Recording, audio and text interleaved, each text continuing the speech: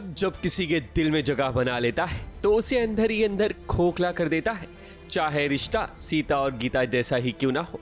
रज्जी और नर्मदा जो कभी एक दूसरे की आंखों का नूर हुआ करती थी, मगर आज नर्मदा की आंखों में रज्जी कांटे की तरह चुभ रही है और उसकी वजह कोई और नहीं बल्कि मोगरा है। मोगरा एक बार फिर अपनी मंशा में कामयाब हो गई है, जिसके कारण अब रज्जी और नर्मदा के बीच नफरत की दीवार खड़ी हो चुकी है।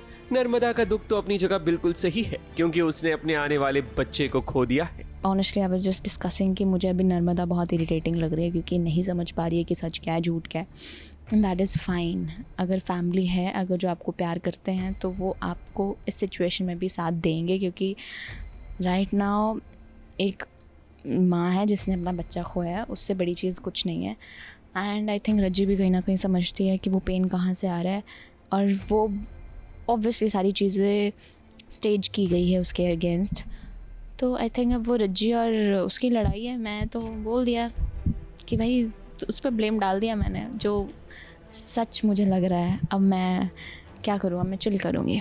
नर्मदा को लगता है कि उसकी जो इस तरह की हालत हुई है उसमें किसी और का नहीं बल्कि रज्जी का हाथ है। मोगरा ने सबके सामने ये बता दिया है कि रज्जी ने ही नर्मदा को जहर वाला लड्डू खिलाया था, जिसके बाद ही नर्मदा ने अपने बच्चे को खो दिया। ये सुनने के बाद तो महादेव की बहुओं में क्या, बेटों में भी ठन जाती है।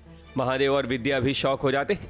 अब कहीं ना कहीं ये होगा कि महादेव रज्जी के अगेंस्ट हो जाएगा, और यही तो मोगरा चाहती है। जब आधी रात को चिल्ला रही थी नर्मदा, तो मैंने एक प्लान किया कि लड्डू का डब्बा तो बाहर ही पड़ा है और नर्मदा की तबीयत बिल्कुल भी ठीक नहीं है। उसको अलग से विजुअल्स आ रहे हैं, सपने आ रहे हैं, जिसकी वजह से उसको लगता है कि मेरा बच्चा कहीं कुछ हो ना जाए उसको, और अभी सही कंडीशन में नहीं है। वो खुद भी अच्छी कंडीशन में नहीं है, लेकिन उसके साथ जो भी हो रहा है अच्छा नहीं हो रहा, और वो अपने बच्चे को प्रोटेक्ट करने की कोशिश कर रही है कि मेरे बच्चे को कुछ हो ना जाए। उसकी वजह से उसको बहुत स्ट्रेस हो रहा है। तो उसकी हालत ख़राब हो रही थी और लड्डू का डब्बा बाहर पड़ा था, और मैंने आधी रात को देखा कि लड्डू का डब्बा तो बाहर पड़ा है। जैसे उसने चिल्लाया और रज्जी ने वो लड्डू का डब्बा पकड़ा, और मैं आशीष को लेके चली गई रूम में कि देखो नर्मदा तो चिल्ला रही है।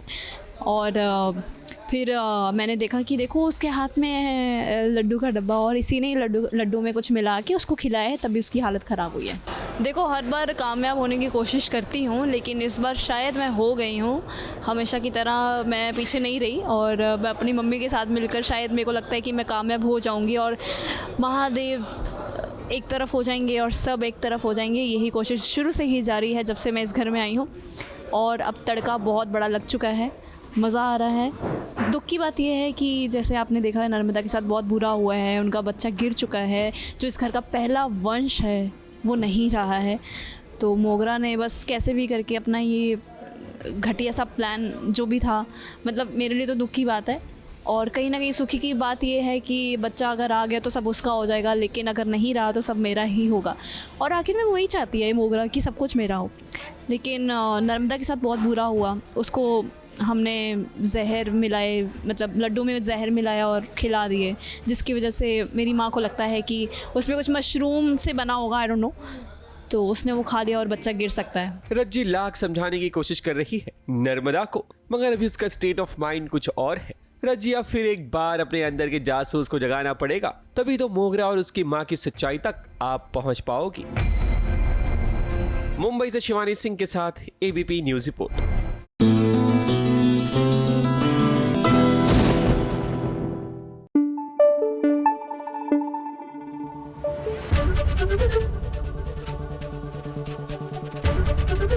एबीपी न्यूज आपको रखे आगे।